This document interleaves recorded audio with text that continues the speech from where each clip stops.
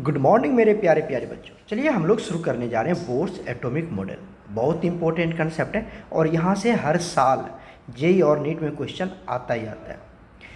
प्यारे बच्चों, इस कंसेप्ट के अंडर हम लोग पढ़ने वाले हैं energy of an electron in nth orbit, right. दूसरी बात है radius of nth orbit, right. तीसरी बात है स्पीड और velocity of an electron in nth orbit. ये तो मेन कंसेप्ट है जो बोर्स एटॉमिक मॉडल के अंडर हम लोग आज कवर करने वाले हैं। ओके, आफ्टर दैट हम बेसिक पॉइंट्स भी कवर करेंगे जो आपके बोर्ड एग्जामिनेशंस में आते हैं कि explain Bohr's atomic model like this.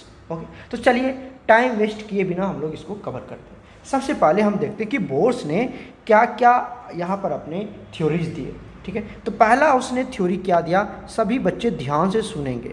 Okay, उसने कहा कि atom has a centre, atom has a centre, has a centre मतलब एटम के पास क्या होता है, एक सेंटर होता है and that is called, that is called, that is called, क्या बोलते हैं उसको हम लोग, न्यूक्लियस बोलते हैं। ओके, तो हर एटम के पास क्या होता है, अपना एक न्यूक्लियस होता है। पहली बात क्लियर हो गया।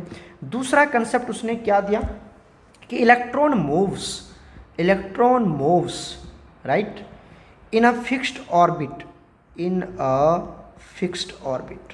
इलेक्ट्रॉन कहाँ मूव करता है, हमेशा इन अ फिक्स्ड, आप क्या बोल सकते हो, इन अ फिक्स्ड सर्कुलर पाथ बोल सकते हो, fixed circular path, fixed circular path and that path is called, and that path is called, that path कौन सा पाथ, फिक्स्ड सर्कुलर पाथ, ठीक है, इज कॉल्ड ऑर्बिट।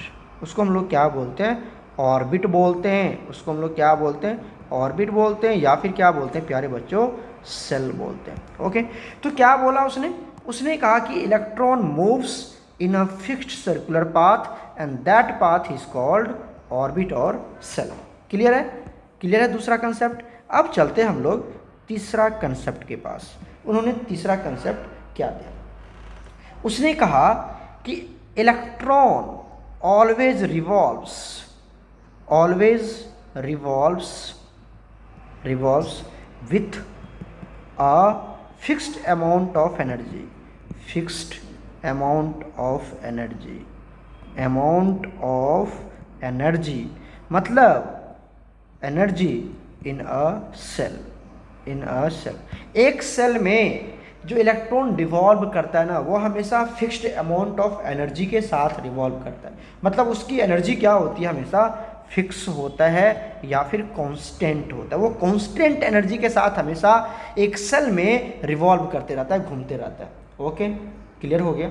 चलो नेक्स्ट पॉइंट देखते हैं। यहाँ पर नेक्स्ट पॉइंट चेक कर लेते हैं हम लोग, फोर्थ पॉइंट। ये सारे बेसिक पॉइंट है जो आपको बोर्ड में आ जाता है। क्लियर है, तो चलिए फोर्थ पॉइंट की बात करते हैं। ही ऑल्सो एक्सप्लेन्ड, ही ऑल्सो एक्सप्लेन्ड, उन्होंने क्या एक्सप्लेंड किया, आप ये सारे नोट्स बना सकते हो। Okay, he also explained that, क्या एक्सप्लेंड किया, due to centripetal force, due to centripetal force, due to centripetal force, okay, electron revolves in an orbit, electron revolves, electron revolves in an orbit.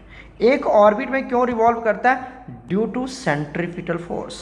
एक electron orbit में क्यों revolve करते रहता है, due to centripetal force. अभी ऐसा पूछा गया कि बताओ, जैसे हम यहाँ पर आपको एक डायग्राम बना के दिखाते हैं। ये मान लीजिए हमारा क्या है, न्यूक्लियस है, क्या ये न्यूक्लियस, और आफ्टर दैट ये आ गया हमारा एक ऑर्बिट। ये क्या हो गया, हमारा एक ऑर्बिट है। इलेक्ट्रॉन कहाँ होता है, इलेक्ट्रॉन तो ऑर्बिट में होता है। ओके, सपोज दैट ये इलेक्ट्रॉन क्या कर रहा है, रिवॉल्व कर रहा है इन दिस ऑर्बिट। ओके, अब क्वेश्चन पूछा गया कि why electron revolve in the orbit. ये इलेक्ट्रॉन जब आप रिवॉल्व करता है तो इधर क्यों नहीं आ जाता है, मतलब अपने ऑर्बिट से बाहर क्यों नहीं निकल जाता है, या फिर ये इलेक्ट्रॉन न्यूक्लियस की तरफ क्यों नहीं अट्रैक्ट हो जाता, न्यूक्लियस पे क्यों नहीं फॉल कर जाता। क्यों नहीं फॉल करना चाहिए, क्योंकि न्यूक्लियस में तो पॉजिटिव चार्ज है, न्यूक्लियस में क्या है, पॉजिटिव चार्ज, और इलेक्ट्रॉन के ऊपर क्या है, निगेटिव चार्ज। तो अट्रैक्शन होनी चाहिए जिसकी वजह से इसको न्यूक्लियस में फॉल कर जाना चाहिए।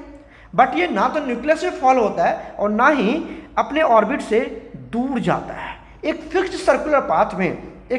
सर्कुलर पाथ में हमेशा, दैट इज एक फिक्स्ड सर्कुलर पाथ में ये हमेशा क्या करते रहता है, रिवॉल्व करते रहता है। ऐसा क्यों? क्योंकि ड्यू टू सेंट्रीपिटल फोर्स। और ये बिल्कुल वैसा ही कंसेप्ट है जब आपने 9th-10th में पढ़ा होगा कि अर्थ अपने ऑर्बिट में क्यों रिवॉल्व करता है, वह सन की तरफ क्यों नहीं, सन में क्यों नहीं फॉल कर जाता है, या अपने ऑर्बिट से दूर क्यों नहीं चला जाता है, राइट। जैसे ये मान लीजिए सन है हमारा, है ना सन, और ये मान लीजिए अर्थ है ना अर्थ। तो बिल्कुल वैसा ही कंसेप्ट है कि ये अर्थ अपने ऑर्बिट से दूर क्यों नहीं चला जा रहा है, या फिर वो सन की तरफ क्यों नहीं फॉल कर रहा है। तो ये बिल्कुल वैसा ही है, due to centripetal force. Clear हो गया? क्लियर है। चलिए, तो ये क्या कहता है कि एक इलेक्ट्रॉन जो ऑर्बिट में रिवॉल्व करता है उसका रीजन क्या है, due to centripetal force. Clear हो गया। अब सेंट्रीपिटल फोर्स को हम लोग किसे डिनोट करते हैं, सेंट्रीपिटल फोर्स को हम एफ से डिनोट कर लेते हैं, एफ और सी लिख दिया हमने सेंट्रीपिटल के लिए। क्लियर है। तो सेंट्रीपिटल फोर्स का वैल्यू कितना होता है, आपने फिजिक्स में पढ़ा होगा, mv² अपॉन आर। ये किसका वैल्यू होता है, सेंट्रीपिटल फोर्स का वैल्यू होता है। पता है ना आपको, ये सब तो बताने की बात नहीं, आपको ऑलरेडी पता है सेंट्रीपिटल फोर्स का वैल्यू क्या होता है, mv² अपॉन आर होता है। अब m किसका लेंगे, ये मास ऑफ इलेक्ट्रॉन है, v क्या है, वेलोसिटी ऑफ इलेक्ट्रॉन, r क्या है, रेडियस। ये जो हमारा होगा इसको हम लोग क्या बोलते हैं, इसको बोलते हैं रेडियस। आज ये भी कैलकुलेट करेंगे कि रेडियस की वैल्यू कैसे निकलती है first orbit, second orbit, third orbit के लिए। ठीक है, तो बहुत इंपॉर्टेंट लेक्चर होने वाला है, सभी बच्चे ध्यान से देखेंगे। तो ये हो गया हमारा सेंट्रीपिटल फोर्स का वैल्यू mv² अपॉन आर। उसके बाद ये क्या कहता है, नेक्स्ट पॉइंट चलते हैं हम लोग इसमें, ये कौन सा पॉइंट हमारा, 4th पॉइंट के अंडर ही हम लोग इस सारे पॉइंट्स को कवर करने जा रहे हैं। अब क्या होता है, यहाँ पर मैं लिखता हूँ, आपको ये भी बात पता होगा कि जहाँ पर दो चार्ज आ जाए वहाँ पर इलेक्ट्रोस्टैटिक फोर्स अप्लाई होता है। फिजिक्स में पढ़े हो ना, जहाँ पर दो चार्ज आ जाए वहाँ पर इलेक्ट्रोस्टैटिक फोर्स अप्लाई होता है। तो प्यारे बच्चों, यहाँ पर भी एक चार्ज है, कौन सा चार्ज है, न्यूक्लियस में कौन सा चार्ज है, पॉजिटिव चार्ज है, दिख रहा होगा आपको। और ये जो इलेक्ट्रॉन है ये भी एक पार्टिकल है जिस पर क्या होगा, हमारा नेगेटिव चार्ज है। तो इसके बीच में भी क्या लगेगा, फोर्स ऑफ अट्रैक्शन लगेगा ना, फोर्स ऑफ अट्रैक्शन। और इस फोर्स ऑफ अट्रैक्शन को क्या बोलते हैं हम, इलेक्ट्रोस्टैटिक फोर्स बोलते हैं। क्या बोलते हैं, इलेक्ट्रोस्टैटिक फोर्स। ठीक है, ये प्यारे बच्चे आपने 12th में ऑलरेडी पढ़ रखा है कि दो चार्ज बॉडी के बीच, दो चार्ज ऑब्जेक्ट के बीच, दो चार्ज पार्टिकल्स के बीच हमेशा इलेक्ट्रोस्टैटिक फोर्स लगता है। आपने 12th के फर्स्ट चैप्टर फिजिक्स में पढ़ लिया। ओके, क्लियर है। तो चलो देखते हैं। अब हम लोग यहाँ से क्या देखते हैं कि as we also no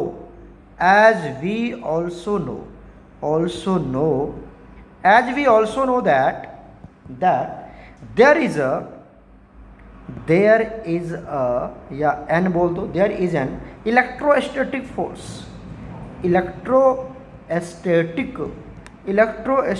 force okay between, कहाँ पर, टू चार्ज्ड बॉडीज। दो चार्ज्ड बॉडीज के बीच में कौन सा फोर्स लगता है बताओ, ये तो हमें पता है ना, ये तो हमें पता है कौन सा फोर्स लगता है, इलेक्ट्रोस्टैटिक फोर्स लगता है दो चार्ज्ड बॉडी के बीच में।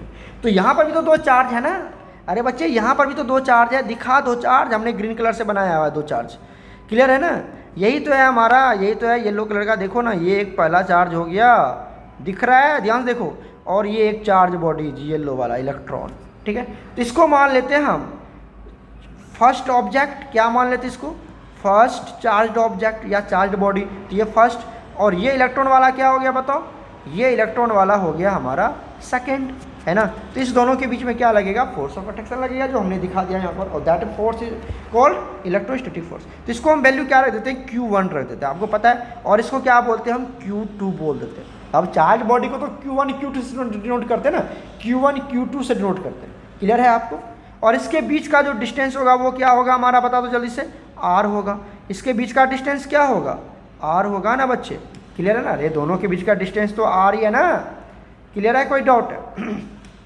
अब आ जाओ, हम यहाँ से क्या करते हैं, इलेक्ट्रोस्टैटिक फोर्स की वैल्यू कैलकुलेट करते हैं। ठीक है, 9 क्या करने जा रहे हैं हम, इलेक्ट्रोस्टैटिक फोर्स की वैल्यू कैलकुलेट करने जा रहे हैं। ओके, तो अब देखो इलेक्ट्रोस्टैटिक फोर्स की जो वैल्यू होगी, इलेक्ट्रोस्टैटिक फोर्स को हम एफ ई से नोट कर देते हैं। एफ ई मतलब इलेक्ट्रोस्टैटिक फोर्स, क्लियर है। इसकी वैल्यू होती है, जब आपने 12th में पढ़ा होगा, क्या होता है 1/4 pi epsilon note. 1/4 pi epsilon note क्या लिखते हैं Q1 इंटू Q2 अपॉन क्या लिखते हैं हम आर स्क्वायर लिखते हैं। ये इलेक्ट्रोस्टैटिक फोर्स का वैल्यू होता है, पता है ना आपको, ऑलरेडी पढ़ रखे हो 12th में आपने। 1/4 पाई एप्सिलॉन नोट, उसके बाद Q1 Q2 upon are square. अच्छा ये क्या होता है, अब ये इतनी बातें मैं नहीं बताऊंगा आपको, ये क्या होता है हमारा एप्सिलॉन नोट होता है, फिजिक्स में पढ़ा होगा। इसको हम क्या बोलते हैं, इसको बोलते हैं हम एप्सिलॉन, ठीक है, एप्सिलॉन नोट बोलते हैं, ठीक है। ये इसको प्रोनाउंसिएशन इस तरह से दिए। और क्या होता है ये परमिटिविटी ऑफ एयर होता है। क्या होता है ये permittivity of air, permittivity of air होता है, ऑलरेडी पता है आपको, या वैक्यूम जो भी बोलते हैं। अच्छा अब इसकी वैल्यू कितनी होती है, अगर मैं एप्सिलॉन नोट की वैल्यू निकालूँ, निकालने की जरूरत नहीं है, ऑलरेडी 12th में पढ़ रखे हो, बट मैं ये आपको यहाँ पर बता देता हूँ, इसको समझने की जरूरत नहीं। इसकी वैल्यू होती है, मैं इसकी क्या कर रहा हूँ वैल्यू निकाल रहा हूँ, तो इसकी वैल्यू कितनी होती है 8.8 इंटू 10⁻⁻12, ठीक है, कूलम्ब स्क्वायर पर न्यूटन मीटर स्क्वायर होता है, क्लियर है। तो इस तरह से आपने क्या देख लिया, ये हमारा 8.8 इंटू 10⁻⁻12 इसके वैल्यू हो गए एप्सिलॉन नोट के। क्या यहाँ तक कोई दिक्कत है किसी बच्चे को, जल्दी से बताओ, कोई दिक्कत नहीं होनी चाहिए। ओके एक बात और जान लीजिए, ये जो वैल्यू है हमारा, ये जो वैल्यू है प्यारे बच्चों, ये वैल्यू हमारा कांस्टेंट वैल्यू है। कौन सा वैल्यू है ये, कांस्टेंट वैल्यू। तो इसकी वैल्यू जब ये कांस्टेंट है, ये क्या हमारा कांस्टेंट वैल्यू है, ये क्या बच्चे कांस्टेंट है। कैसे कांस्टेंट है, देखो एप्सिलॉन नॉट ऑलरेडी कांस्टेंट हो गया 8.8 करके, पाई भी कांस्टेंट है, 4 भी कांस्टेंट है, 1 भी कांस्टेंट है, तो ये सारे कांस्टेंट वैल्यू। तो ये क्या हमारा कांस्टेंट वैल्यू। और इसकी वैल्यू कितनी होती है, इसकी वैल्यू होती है 9 इंटू 10⁹, पढ़ा होगा ना फिजिक्स में आपने, न्यूटन मीटर स्क्वायर पर कूलम्ब स्क्वायर। जस्ट उसका उल्टा कर देते, जो यहाँ पर यूनिट है उसका ये जस्ट अपोजिट हो जाता है, ठीक है, क्लियर हो गया। तो ये 9 इंटू 10⁹ हो जाता है, क्लियर है यहाँ तक। तो हमने सारे वैल्यू बता दिया। तो आपको क्या पता चला, ये हमारा ये हमारा क्या है सेंट्रीपिटल फोर्स, और ये क्या हो गया हमारा इलेक्ट्रोस्टैटिक फोर्स, ठीक है, क्लियर है। अब आ जाओ एक बात और यहाँ पे डिस्कस करते हैं, डिस्कस ये करते हैं। हैंस क्या करते हैं, he stated that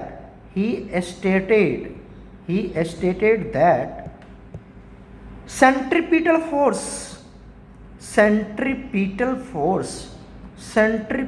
force मतलब Fc, okay, of an electron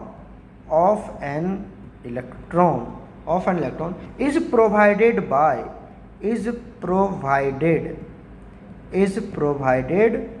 कौन प्रोवाइड करता है, an electrostatic force।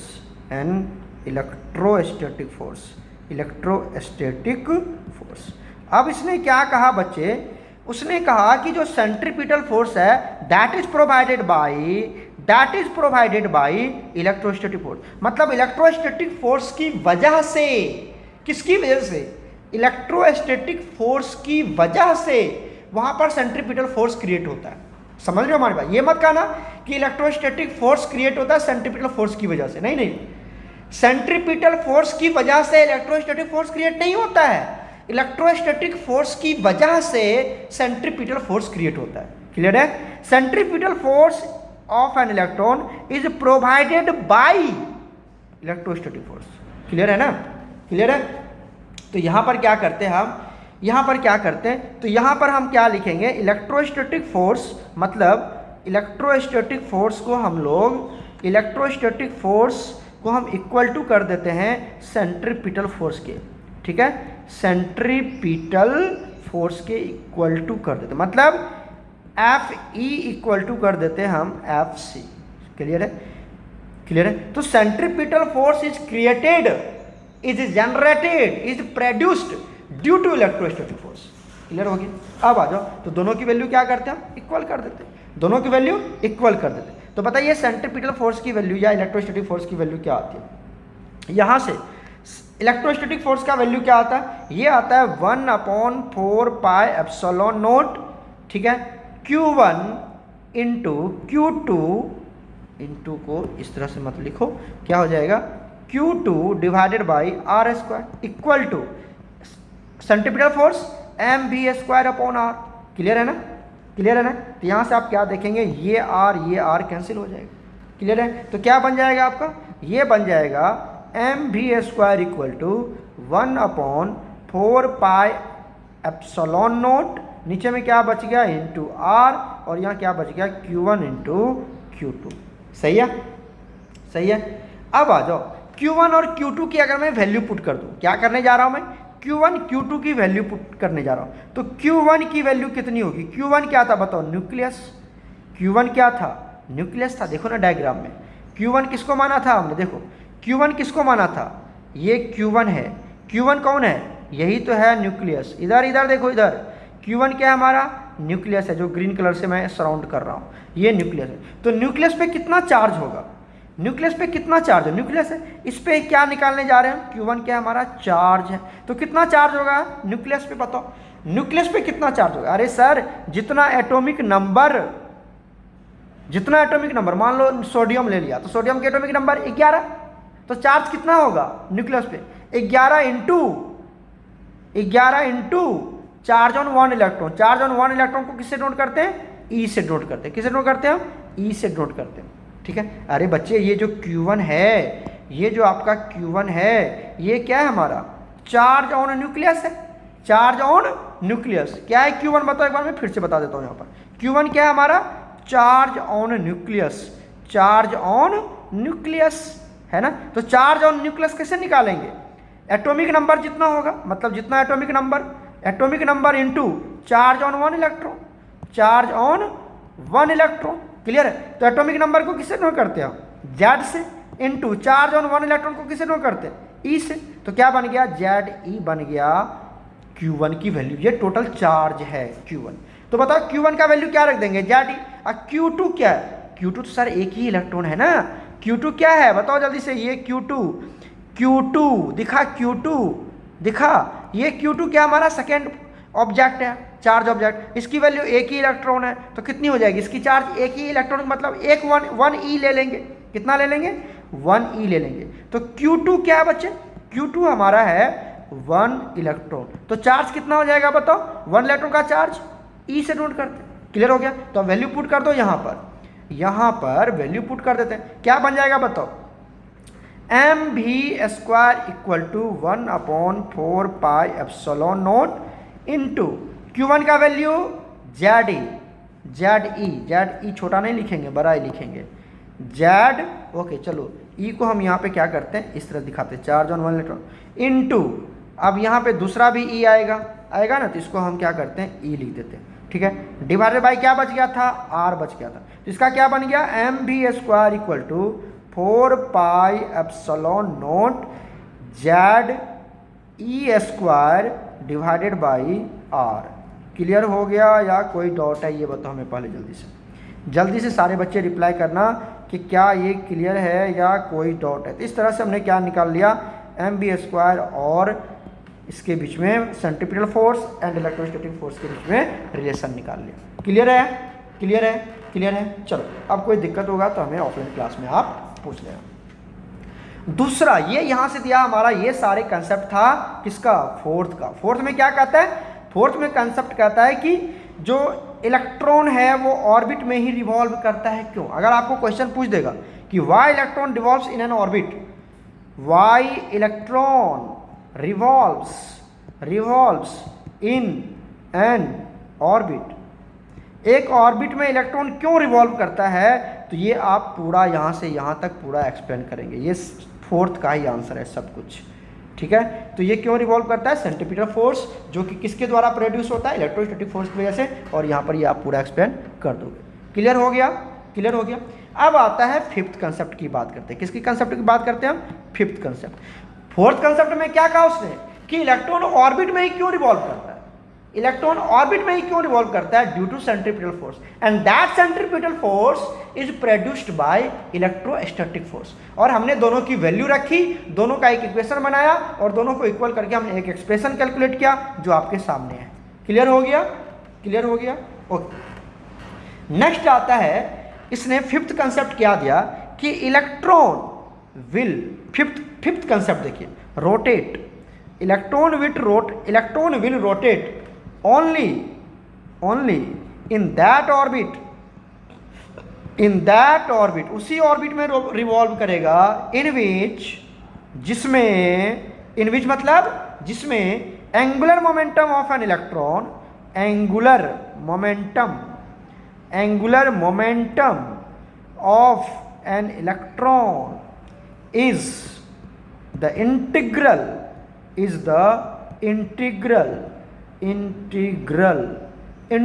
Multiple of किसका? h/2π। उसने क्या कहा कि इलेक्ट्रॉन अब उसी ऑर्बिट में रिवॉल्व करेगा जहां पर उस इलेक्ट्रॉन की एंगुलर मोमेंटम क्या होगी? h/2π के इंटीग्रल मल्टीपल, फ्रैक्शन में नहीं, इंटीजर में होनी चाहिए। 1 2 3 4 5, फ्रैक्शन में नहीं होगा, ठीक है। और ये भी हमारा क्या देखो कांस्टेंट है, ये भी क्या वैल्यू है? ये हमारा कांस्टेंट वैल्यू है। क्यों? एच प्लांक्स कांस्टेंट है, 6.6 × 10⁻34, 2 भी कांस्टेंट, पाई भी कांस्टेंट, तो ये कांस्टेंट वैल्यू है ना।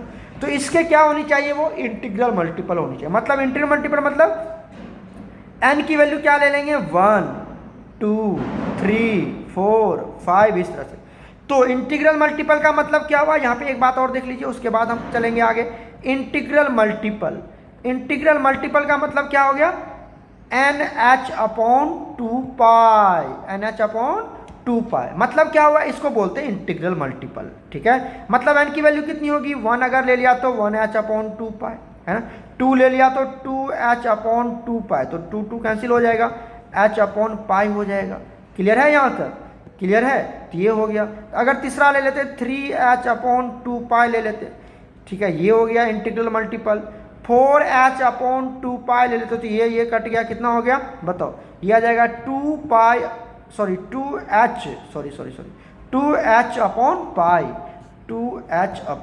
हो जाएगा, ठीक है, 2h/π। ये हो गया हमारा फोर्थ का वैल्यू, जब एन की वैल्यू 4 ले लेंगे। क्लियर है यहाँ तक? तो that is called integral multiple. तो एंगुलर मोमेंटम जो इलेक्ट्रॉन की होगी वो इसी रेशियो में चलेगा जो मैंने सर्कल किया। जो integral multiple of angular momentum of electron होगा वो इसी के रेशियो में चलेगा, तो वही उसी ऑर्बिट में इलेक्ट्रॉन रहेगा, नहीं तो नहीं रहेगा। क्या कहने का मतलब हुआ? देखिए, मतलब उसने क्या कहा, दैट इज करके मैं यहाँ पे एक्सप्लेन करता हूँ। That is angular momentum of an electron, angular momentum of an electron is quantized, angular momentum of an electron क्या होता है? क्वांटाइज्ड होता है। दैट इज एंगुलर मोमेंटम क्या होता है? आपने 12th में 11th में फिजिक्स में ऑलरेडी पढ़ा होगा। एंगुलर मोमेंटम को नोट करते हैं हम mvr से। किससे? mvr से। और ये क्या हो जाएगा? क्वांटाइज्ड का मतलब n, और ये क्या हो जाएगा? h/2π। तो क्या लिख सकते हैं? mvr = NH/2π। इसने यही कहा था कि अगर इलेक्ट्रॉन की एंगुलर मोमेंटम NH/2π के रेशियो में आएगा, उसी को फॉलो करता है, तो वहाँ पर इलेक्ट्रॉन होगी, नहीं तो नहीं होगी। क्या कहने का मतलब? चलो मैं डायग्राम के साथ दिखाता हूँ और बहुत ही अच्छे से मैं आपको विजुअलाइजेशन करवाऊंगा। यहाँ से ये मान लो हमारा क्या है? न्यूक्लियस है। चलो यहाँ पे ले लेते हैं, यहाँ पे ले लेता हूँ, बीच में ले लूँ क्या? चलो ठीक है, यहीं पे ले लेता हूँ। ये बताइए क्या हमारा न्यूक्लियस है। एक पहला ऑर्बिट, ये हो गया पहला ऑर्बिट, ठीक है, ये हो गया हमारा दूसरा ऑर्बिट, ठीक है, ये हो गया हमारा तीसरा ऑर्बिट। मान लीजिए इस तरह से ये ऑर्बिट, या बना ही लेता हूँ मैं, ये हो गया हमारा, चलो अच्छे से बना लो, ये हो गया हमारा तीसरा ऑर्बिट। कहता है इलेक्ट्रॉन कहाँ रिवॉल्व करेगा? बताइए, इलेक्ट्रॉन कहाँ रिवॉल्व करेगा? कहता है इलेक्ट्रॉन जो होगा वो यहीं पे होगा, यहाँ पे, ये ऑर्बिट है ना, यहाँ पे इलेक्ट्रॉन्स होंगे, यहाँ पे इलेक्ट्रॉन्स होंगे। कहाँ पर होंगे इलेक्ट्रॉन्स? यहाँ पर होंगे इलेक्ट्रॉन्स। बोला गया यहीं पर क्यों है बच्चे, क्यों है यहीं पर इलेक्ट्रॉन्स, ठीक है। उसने कहा कि बताओ एक बात हमें कि इलेक्ट्रॉन यहाँ क्यों नहीं है, इलेक्ट्रॉन यहाँ पर, कहाँ पर, ये जो प्लेस आपको दिखा यहाँ पर इलेक्ट्रॉन नहीं है। क्यों नहीं है इलेक्ट्रॉन यहाँ पर, क्यों नहीं इलेक्ट्रॉन है यहाँ पर, इलेक्ट्रॉन क्यों नहीं है, इलेक्ट्रॉन सिर्फ यहीं पर क्यों है। तो इसका आंसर उसने कहा कि अगर इलेक्ट्रॉन की एंगुलर मोमेंटम, अगर इलेक्ट्रॉन की एंगुलर मोमेंटम क्या होगी, NH/2π होगी, क्वांटाइज्ड होगी, तो वहाँ पर इलेक्ट्रॉन पाया जाएगा, ठीक है। चलो समझ में आया, चेक करते हैं, चेक, ये समझ में आया आपको डायग्राम कुछ या नहीं आया समझ, बताओ समझ में आया आपको। देख लीजिए ये हमारा न्यूक्लियस है, ओके, पहला ऑर्बिट हमने ऐसे बना लिया, बना सकते हैं, ये हो गया दूसरा ऑर्बिट, ये हो गया हमारा तीसरा ऑर्बिट, विजुअलाइजेशन भी करवाया था, यही भी करवा रहा हूँ मैं इस तरह से भी। देखिए इलेक्ट्रॉन कहाँ होगा, अरे सर यहाँ पर होगा इस ऑर्बिट में, इलेक्ट्रॉन कहाँ होगा, यहाँ पर होगा सर, यहाँ पर होगा, इलेक्ट्रॉन यहाँ पर है सर, ओके। तो मेरे प्यारे बच्चों इलेक्ट्रॉन यहाँ पर क्यों नहीं है, यहाँ पर क्यों नहीं है इलेक्ट्रॉन, यहाँ पर क्यों नहीं है इलेक्ट्रॉन, इसी का आंसर बताया था नेल्स बोर ने, ठीक है। मतलब अगर मैं फर्स्ट ऑर्बिट की बात करूँ, ध्यान से देखो, अगर मैं फर्स्ट ऑर्बिट की बात करूँ, यहाँ पर ये n इक्वल टू कितना है 1, ये n इक्वल टू 2, ये n इक्वल टू 3 है ना, ये वाला वैल्यू, ये n equal to 2, n equal to 1। तो यहाँ पर अगर मैं एंगुलर मोमेंटम निकालूँ तो क्या हो जाएगा, n की वैल्यू 1 है, तो क्या होगा mvr इक्वल टू 1h/2π, तो इंटीग्रल मल्टीपल में आ गया। अच्छा ये n इक्वल टू 2 है, तो यहाँ पर क्या होगा बताओ, mvr इक्वल टू 2h/2π, तो कितनी वैल्यू आती है, mvr इक्वल टू h/π आता, तो ये भी इंटीग्रल मल्टीपल को फॉलो करता है, बात सही है। यहाँ पर भी निकाल लीजिए, तो यहाँ पर क्या होगा बताइए, mvr इक्वल टू 3h/2π हो जाएगा, तो ये भी इंटीग्रल मल्टीपल को फॉलो करता है, सही है। तो ये भी इंटीग्रल मल्टीपल को फॉलो करता है, ये भी इंटीग्रल मल्टीपल को फॉलो करता है। अगर मैं इसके बीच की बात करूँ, किसके बीच की सर, अरे यहाँ पर इसके बीच की बात करता हूँ, बताओ यहाँ से लेके यहाँ तक की बात करता हूँ, ध्यान से देखो, तो बताओ इसकी वैल्यू कितनी थी, यहाँ पर इस यहाँ पर थी n की वैल्यू 1, और यहाँ पर n की वैल्यू कितनी थी 2, ओके। तो इसके बीच का वैल्यू कितना आएगा, अरे सर ये भी पूछने वाली बात है, इसके बीच की वैल्यू कितनी आएगी 1.1, 1.2, 1.9, यही सब आएगा ना, मतलब फ्रैक्शन में आ रहा है इसके बीच में वैल्यू, इसके बीच में वैल्यू कहाँ से कहाँ तक आएगा, फ्रैक्शन में आएगा। और कहता है नेल्स बोर कहता है कि हमें फ्रैक्शन में नहीं लेना, इंटीग्रल मल्टीपल लेना, इसीलिए यहाँ पर इलेक्ट्रॉन नहीं है। मतलब mvr is not equal to NH/2π, इस रेंज में यहाँ पर mvr इक्वल टू NH की वैल्यू नहीं है, क्योंकि n की वैल्यू फ्रैक्शन में आ रहा है। यहाँ पर n की वैल्यू कितनी होगी बताइए, यहाँ पर n की वैल्यू कितनी हो जाएगी, यहाँ पर n की वैल्यू हो जाएगी 1.1, 1.2, 1.9, कुछ भी हो सकता है, फ्रैक्शन आ जाएगा, इसीलिए यहाँ पर इलेक्ट्रॉन्स नहीं है। यहाँ के बीच की बात करें, बताओ यहाँ से यहाँ पर क्या होगा, यहाँ पर n की वैल्यू 2, यहाँ पर n की वैल्यू 3 है ना, 3। तो बताओ इसके बीच का वैल्यू क्या आएगा, अरे सर फिर से वही बात, 2.1, 2.7, 2.9, यही सब आएगा, इसके बीच की वैल्यू यही सब आएगा, तो फिर ये फ्रैक्शन में आ गया, इसलिए यहाँ पर mvr is not equal to NH/2π। यहाँ पर भी n की वैल्यू क्या आ रहा है, फ्रैक्शन में आ रहा है, देखो ना यहाँ पर n की वैल्यू कितनी आ रही है 2.1, 2.9, तो फ्रैक्शन में आ रहा है, इसलिए यहाँ पर इलेक्ट्रॉन नहीं होंगे। क्लियर हो गया। तो इलेक्ट्रॉन कहाँ पर होगा, जल्दी से बता दो, इलेक्ट्रॉन होगा सर यहाँ पर, n इक्वल टू 1 में इलेक्ट्रॉन होंगे, यहाँ पर इस ऑर्बिट में इलेक्ट्रॉन होंगे यहाँ पर, क्योंकि यहाँ पर n की वैल्यू 1, 2, 3 इंटीजर वैल्यू है। समझ में आ गया आपको, समझ में आ गया, डायग्राम के थ्रू हमने आपको समझा दिया यहाँ पर। क्लियर है, कोई दिक्कत तो नहीं होनी चाहिए आपको। चलिए ये था हमारे पास क्या कि बोर्स ने ये बताया कि इलेक्ट्रॉन ऑर्बिट में ही क्यों रहता है और सब प्लेस में क्यों नहीं है, तो हमने आपको बता दिया क्योंकि इंटीग्रल मल्टीपल होनी चाहिए, एंगुलर मोमेंटम इस क्या होती है, इलेक्ट्रॉन की क्वांटाइज होती है। अब आता है यहाँ पर हमारे पास next topic, calculation of radius.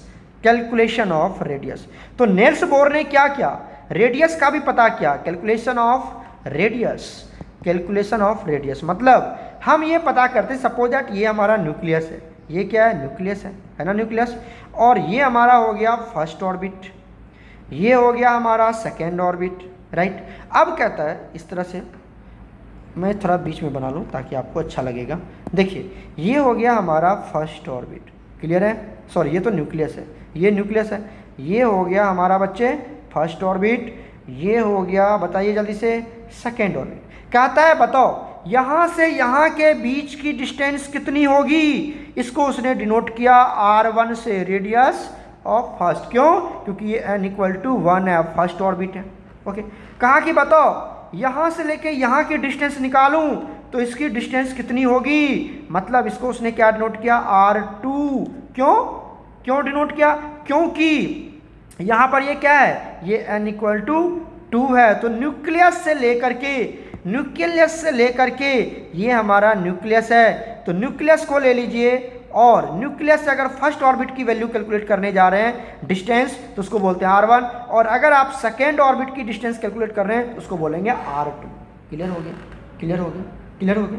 तो यहाँ से हम आपको डेरिवेशन तो नहीं बताएंगे, डेरिवेशन आप नोट्स प्रोवाइड कर दूंगा मैं, आप वहाँ पे चेक कर लेना, या इसके होगा तो हम इस पर अलग वीडियो बनाएंगे, क्योंकि उतना टाइम नहीं हो पाएगा, वीडियो बहुत लेंदी चला जाएगा डेरिवेशन में। तो आपको यहाँ से कैलकुलेट करना है कि मान लो ये हमारा एक ऑर्बिट है, और ये क्या हमारा n=n है, मतलब बहुत इन्फिनिटी पे है, तो इसके बीच की डिस्टेंस क्या होगी, इसके बीच की डिस्टेंस यहाँ से न्यूक्लियस से लेंगे ना बच्चे, कहाँ से लेंगे, न्यूक्लियस से लेंगे, सॉरी, तो इसके बीच की डिस्टेंस क्या होगी, इसको हम लोग क्या डिनोट कर देंगे, rn, क्या डिनोट कर देंगे, rn, क्योंकि n की वैल्यू कुछ भी हो सकता है, ठीक है। तो उसको कैलकुलेट किया गया यहाँ पर rn, radius of nth orbit, क्या बोलेंगे इसको बोलते हैं हम रेडियस ऑफ nth ऑर्बिट या सेल, इसकी रेडियस को क्या बोले हम, rn, और इसको कैसे कैलकुलेट करेंगे, 0.529 इंटू 10⁻⁻10, ठीक है, और क्या होता है हमारा n² मीटर, ठीक है, मीटर में कैलकुलेट करेंगे तो ये आ जाएगा। ये फॉर्मूला आपको हमेशा याद रखना एट एनी कॉस्ट, ठीक है। अगर आप इसको एंगस्ट्रम में ले जाना चाहते हो तो बताओ 10⁻⁻10, और यहाँ पर क्या लगा हुआ है, मीटर, तो क्या होता है 10⁻⁻10 मीटर इक्वल टू 1 एंगस्ट्रम होता है। तो अगर इसको मैं एंगस्ट्रम में कैलकुलेट करूं तो क्या हो जाएगा, वैल्यू बताइए, rn = 0.529, ठीक है, क्लियर है, n²/z, और अब ये क्या हो जाएगा, अब इसकी वैल्यू किस में आ जाएगी, एंगस्ट्रम में आ जाएगी। तो ये वैल्यू आप हमेशा याद रखें, यहाँ से आपको सीधा न्यूमेरिकल्स पूछा जाता है, ठीक है। तो कितना रेडियस होगा, क्या होगा, इस तरह से मैंने आपको समझा दिया। कोई दिक्कत है बताओ जल्दी से, रेडियस ऑफ nth ऑर्बिट कैसे कैलकुलेट करेंगे, रेडियस ऑफ nth ऑर्बिट, यहाँ पे मैं लिख देता हूँ, radius of nth orbit calculate करने जा रहे थे हम, रेडियस ऑफ nth ऑर्बिट, ठीक है, और इसी को डिनोट किया हमने किससे, rn से, किससे डिनोट किया, rn से, क्लियर हो गया। तो rn कैसे कैलकुलेट करेंगे मीटर में, और ये वाला। अब आ जाओ, यहाँ पर एक बात और भी क्वेश्चन आया था, मैं उसको भी यहीं पे डिस्कस कर लेता हूँ। प्यारे बच्चों, अगर मैं अब यहाँ पे स्ट्रक्चर ऑफ एटम में हम यूनी इलेक्ट्रॉन सिस्टम की बात करते हैं, ठीक है, मतलब मोनो इलेक्ट्रॉन सिस्टम की, जिसके पास एक ही इलेक्ट्रॉन, जैसे हाइड्रोजन के पास क्या होता है, एक ही इलेक्ट्रॉन है, 1 इलेक्ट्रॉन, ठीक है। जैसे हम बात करते हैं हीलियम प्लस की, कितने इलेक्ट्रॉन है, एक ही इलेक्ट्रॉन। अगर हम बात कर लें Li+2 की, कितने इलेक्ट्रॉन है, 1 इलेक्ट्रॉन। तो हम यहाँ पर बात करेंगे प्यारे बच्चों 1 इलेक्ट्रॉन सिस्टम की बात करेंगे। स्ट्रक्चर ऑफ एटम में किसकी बात करते हैं, 1 इलेक्ट्रॉन सिस्टम की बात करते हैं, मतलब उसी एटम की बात करेंगे जिसके पास सिर्फ एक इलेक्ट्रॉन हो, ठीक है, ठीक है। हम पूरे पेरियोडिक टेबल में तो 118 एटम्स है, एलिमेंट्स है, तो क्या हम सारे एलिमेंट्स के बारे में स्टडी कर ही नहीं पाएंगे, तो हम सिर्फ 1 इलेक्ट्रॉन सिस्टम की बात करेंगे यहाँ पर। तो अगर मैं बात करूँ किसके लिए, 4 हाइड्रोजन एटम, अगर हम प्रॉपरली हाइड्रोजन एटम की बात करते हैं तो बताइए हाइड्रोजन एटम के लिए Z की वैल्यू कितनी हो जाएगी, Z की एटॉमिक नंबर 1 होगा ना, ओके। सेल कितना होगा यहाँ पर, N की वैल्यू कितनी होगी, अरे एक ही इलेक्ट्रॉन है तो N की वैल्यू 1 हो जाएगी, जिसको क्या बोलते हैं, K सेल बोलते हैं। कौन सा सेल बोलते हैं यहाँ पर, K सेल बोलते हैं, तो एक ही सेल होगा, है ना। अब यहाँ पर अगर मैं R1 कैलकुलेट करूँ, क्या कैलकुलेट करूँ, R1 मतलब रेडियस ऑफ फर्स्ट ऑर्बिट, ऐसे बोलना, पढ़ना, इसको ऐसे बोलने की प्रैक्टिस करना, रेडियस ऑफ फर्स्ट ऑर्बिट की रेडियस की बात करते, तो बताइए क्या निकालेंगे, क्या वैल्यू होगा यहाँ से, ये हो जाएगा 0.529, ठीक है, इंटू 1 का स्क्वायर, एन की वैल्यू, अरे क्या बताया अभी मैंने आपको यहाँ पर, एन स्क्वायर अपॉन जेड, तो एन स्क्वायर अपॉन एन की वैल्यू 1 है तो उसकी स्क्वायर, और ये 1 आ गया, किसमें बताओ, एंगस्ट्रम में, तो ये कितना हो जाएगा आपका 0.529 एंगस्ट्रम, 0.529 एंगस्ट्रम। क्लियर है क्या? तो मतलब अगर ये हमारा न्यूक्लियस है किसके, हाइड्रोजन एटम की, और ये हमारा फर्स्ट ऑर्बिट है, तो इसके बीच का डिस्टेंस कितना हो जाएगा, एक ही इलेक्ट्रॉन है, ये हाइड्रोजन एटम की बात करें, किसकी बात कर रहे हैं हम, हाइड्रोजन एटम की बात करें, तो बताइए इसको हम किससे नोट करते हैं, R1 से नोट करते हैं, और इसकी वैल्यू कितनी हो गई 0.529 एंगस्ट्रम। क्लियर है यहाँ पर, क्लियर है, बताओ जल्दी से, ये n = 1 है। क्लियर हो गया, कोई दिक्कत नहीं है, तो ये हमने आपको समझा दिया। अब आइए नेक्स्ट पॉइंट बात कर लेते हैं। यहाँ पर एक बात और देखिए, रेडियस ऑफ फर्स्ट ऑर्बिट, अगर आपने रेडियस ऑफ फर्स्ट ऑर्बिट की बात करते हैं, किसकी, ऑफ हाइड्रोजन एटम, अगर हाइड्रोजन एटम के फर्स्ट ऑर्बिट की बात करते हैं हम, तो इसी को बोला जाता है इज कॉल्ड किस, क्या बोलते हैं उसको, बोर्स रेडियस बोलते हैं उसको हम लोग, क्या बोलते हैं, बोर्स रेडियस। एक बार जेईई में क्वेश्चन भी आया हुआ है, आप जब बनाएंगे तो आपको पता चल जाएगा, क्या बोलते हैं इसको, बोर्स रेडियस बोलते हैं। तो बोर्स रेडियस किसको बोला गया, फर्स्ट ऑर्बिट की अगर आप वैल्यू निकालते हैं, किसमें, हाइड्रोजन एटम ही बात करेंगे, कितना वैल्यू आया था बताओ, बोर्स रेडियस की वैल्यू 0.529 एंगस्ट्रम। कोई पूछेगा ये 0.529 क्या है, इसी को बोलते हैं हम, ये जो R1 है इसी को बोलते हैं हम बोर्स रेडियस है ये हमारा। क्लियर है कि कोई डाउट है, बताओ जल्दी से, क्लियर हो गया, ये बोर्स रेडियस है। आपसे पूछ देगा क्वेश्चन, यहीं पे एक बार क्वेश्चन आया हुआ है इसलिए मैं इसको डिस्कस कर लेता हूं। यहाँ पर क्वेश्चन पूछ लेगा आपसे कि व्हाट इज द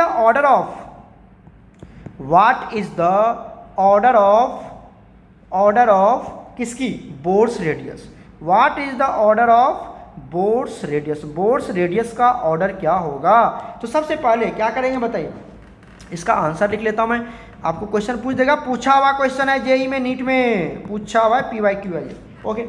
क्या लिखेंगे यहाँ पर आंसर, चलिए आपको पता है कि बोर्स रेडियस क्या होता है, बताओ। सबसे पहले R1 की वैल्यू कैलकुलेट करें तो क्या निकालेंगे हम, बताओ, 0.529, ठीक है, इंटू 10 टू दी पावर, क्या लिखते हैं बताओ जल्दी से, 10 टू दी पावर -10, और क्या लिखते हैं यहाँ पर, n² / z, और ये किस में निकालते हैं, मीटर में निकालते हैं ना, पता है आपको, ओके। अगर मैं इसी को एंगस्ट्रम में लिखूँ, चलो मैं पहले एक बात बताता हूँ, यहाँ से निकाल लो पहले। अगर मैं R1 की बात करें, सॉरी n लिया है ना, तो यहाँ पर n कर देते हैं, क्योंकि आपने n ले रखा है, तो यहाँ पर क्या कर देते हैं हम, n, यहाँ पे n लिया ना, देखो ये n है ना, तो n की बात कर लेते हैं यहाँ पर। तो R1 कैलकुलेट करो, ना कितनी वैल्यू आती है, ये आ जाएगी 0.529 इंटू 10 टू दी पावर -10 आएगा। आगे क्या लगा दोगे, n की वैल्यू 1 ही आ जाएगा, z की वैल्यू 1 ही आ जाएगा हाइड्रोजन एटम के लिए, और आगे क्या लगा देंगे, मीटर आएगा ना। तो यहाँ जो आप देख रहे हो 10 टू दी पावर -10,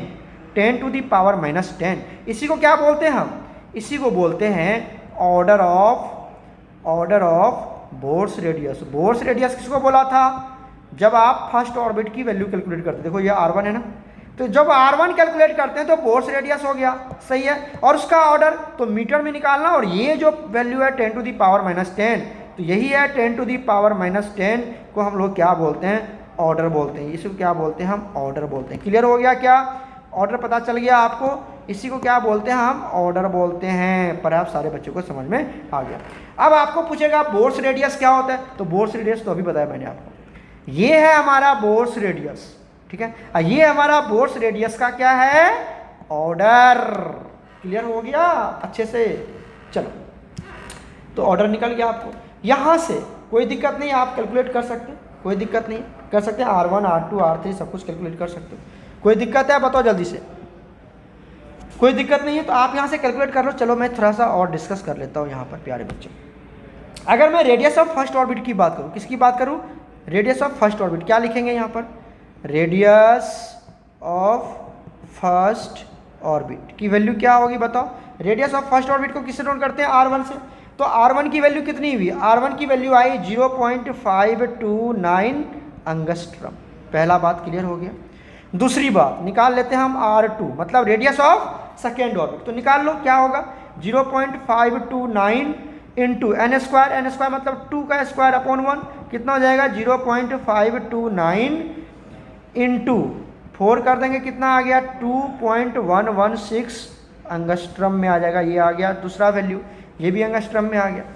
R3 की बात करें तो क्या लिखेंगे 0.529 एन की वैल्यू 3 R3 मतलब एन की वैल्यू 3 तो 3 का स्क्वायर डिवाइडेड बाई 1 जेड की वैल्यू 1 ही होगी। तो कितना हो जाएगा इसका वैल्यू 4.761 एंगस्ट्रम हो जाएगा। ये आ गया तीसरा वैल्यू।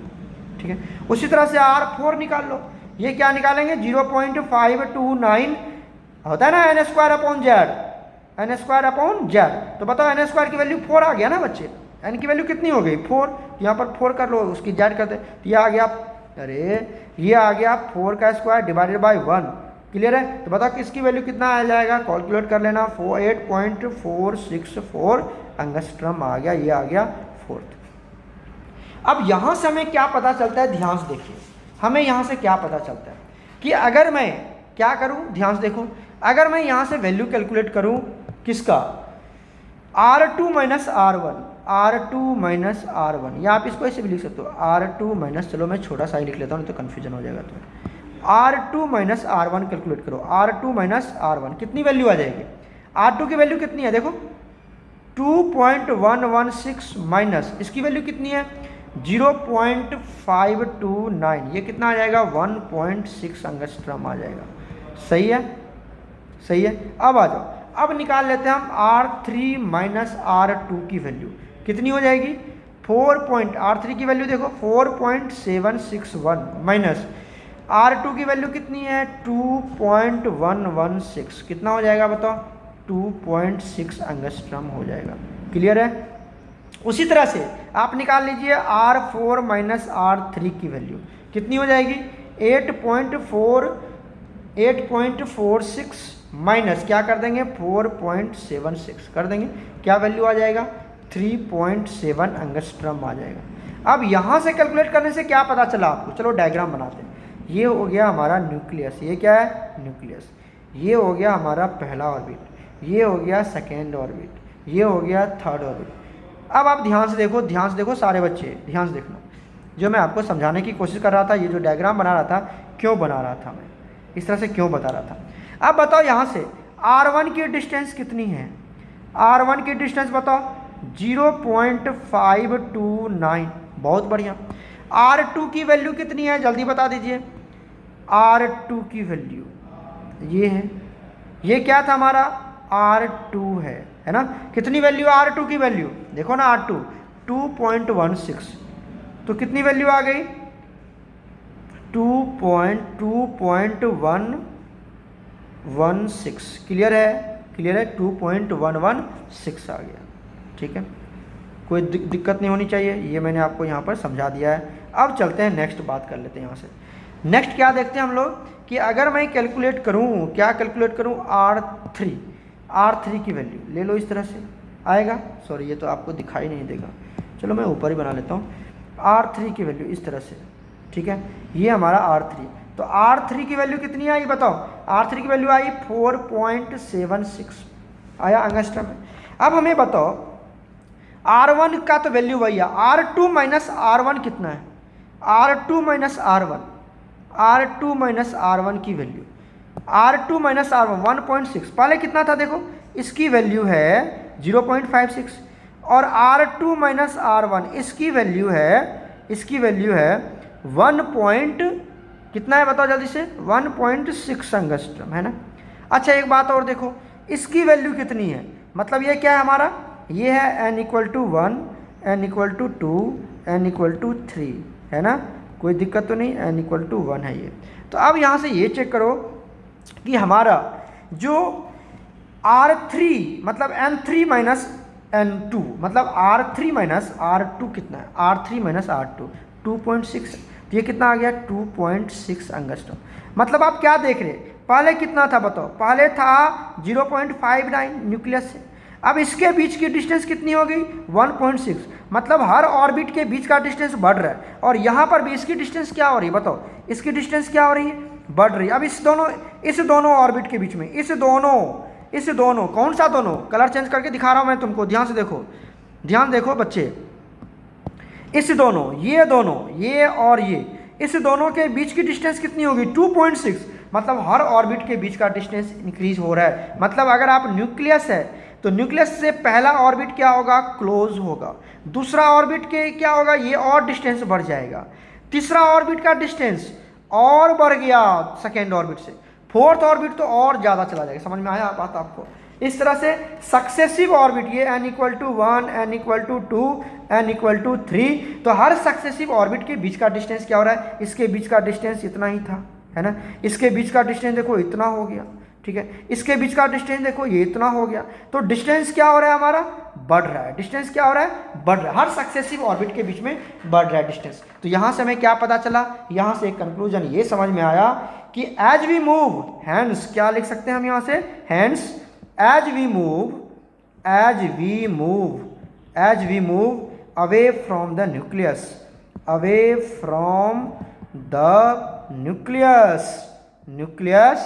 ठीक है, the distance between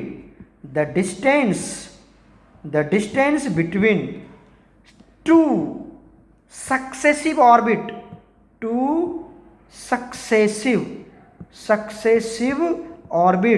distance between two successive orbit also increases। जैसे जैसे हम क्या करते हैं, न्यूक्लियस से दूर चले जाते हैं, distance between two successive orbit also increases, बढ़ता चला जाएगा। हमने आपको अच्छे से समझा दिया, ठीक है प्यारे बच्चों। तो आप सभी बच्चे इसका नोट्स बनाएंगे, ठीक है। अब यहाँ पर कुछ बात कर लेते हैं, हम सीधे डेफिनेशन की बात करते हैं, सॉरी डेफिनेशन नहीं, फॉर्मूला की बात कर लेते हैं। ये तो हमने रेडियस समझाया, अब बात कर लेते हैं कैलकुलेशन ऑफ वेलोसिटी। सीधा फॉर्मूला यहाँ पे चेक कर लेते हैं, डेरिवेशन आपको नहीं करना है। कैलकुलेशन ऑफ किसकी, वेलोसिटी, किसकी velocity, velocity of electron in nth orbit.